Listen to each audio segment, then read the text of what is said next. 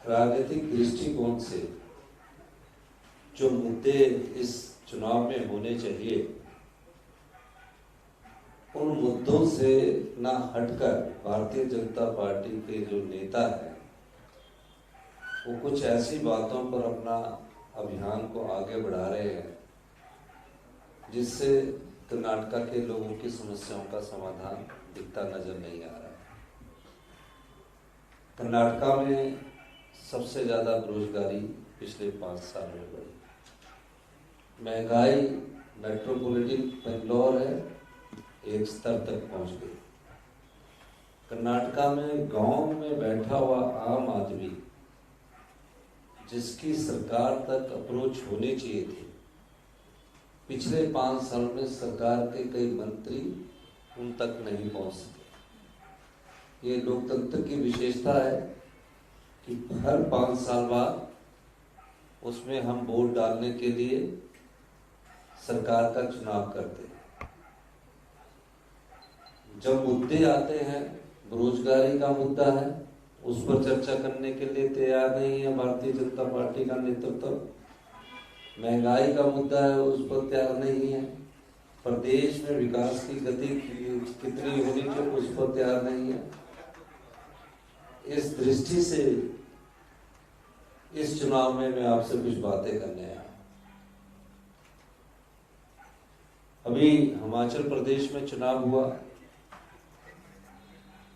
पहले सबका एक मानना होता था कि हम घोषणा पत्र लागू करेंगे और हम घोषणा पत्र को एक आधार मानकर जनता की अदालत में ये कह देते थे कि हम ये अपना काम करेंगे, ये करेंगे।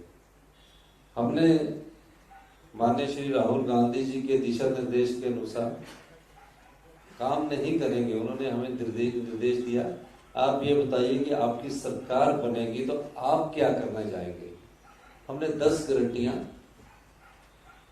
वो जनता की अदालत में रखी।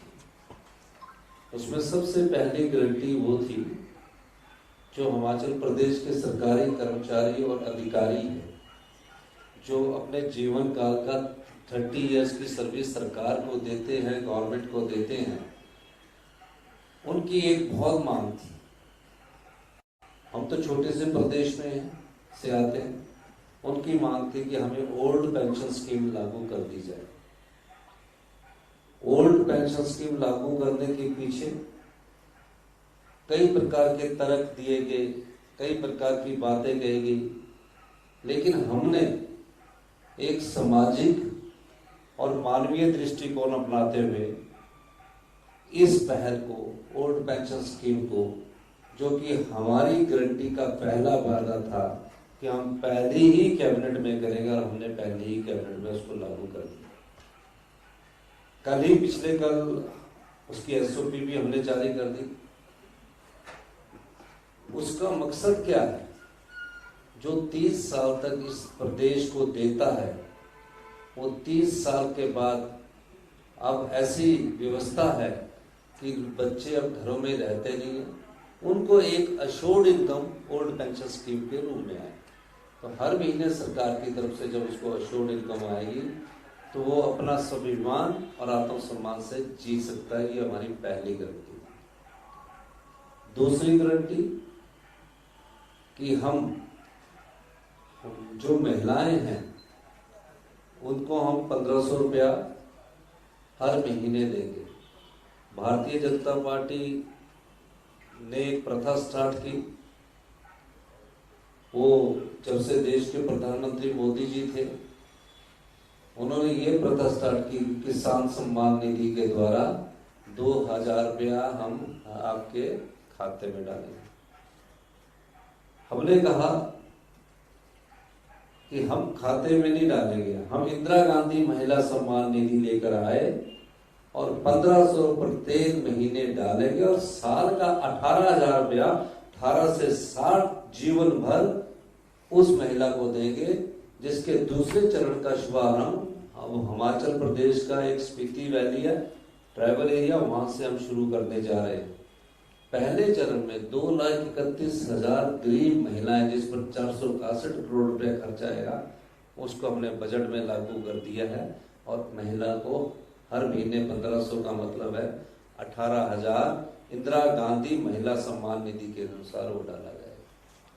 ये हमारी दूसरी गारंटी थी।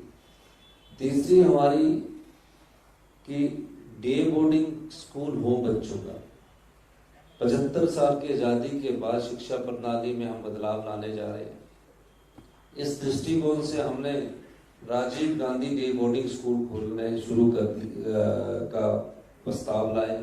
बजट में 300 करोड़ रुपए का प्रावधान किया है, क्योंकि बनने में और धरातल में आने में पहले कंसेप्ट पेपर कंसीव होगा, फिर उसका जो हमारा कंस्ट्रक्शन डिविजन है वो देखेगा कि बच्चों को प्री नर्सरी से लेकर यहाँ तक कौन से क्लास तक हमने पढ़ना है, +2 तक एक ही कैंपस होगा, जिसमें कम से कम 15 बीघे यानी कि 15 कनाल में स्पोर्ट्स की एक्टिविटीज होगी, यानी कि 3 घंटे की स्पोर्ट्स की एक्टिविटीज उसको करवाई जाएगी। वो हमारा वादा था, हमने उसमें आगे बढ़ रहे हैं।